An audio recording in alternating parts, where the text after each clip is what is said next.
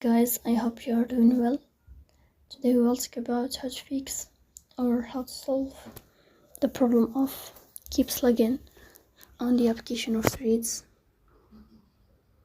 You click here on settings and you will enter like this. Then we click on apps, default apps, app settings.